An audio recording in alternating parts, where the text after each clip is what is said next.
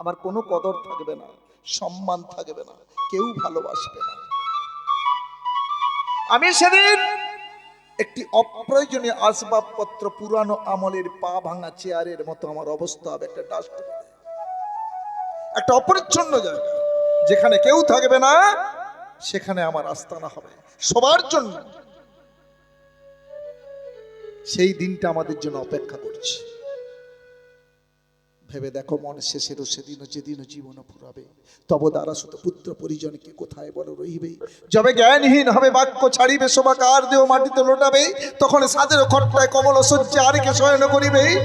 যাহারও সহিতে রঙ্গ রসতে কাটাইলে দিন কাম হত চিতে, তোমায় ছাড়িবে তখন প্রেত দেহ বলি আর না আদর করিবে। গৃহ প্রাঙ্গণে গোময় লেপিবে, সাধুর পুত্র ফিরে না তাকাবে, মুখেতে আগুনও জ্বালিবে।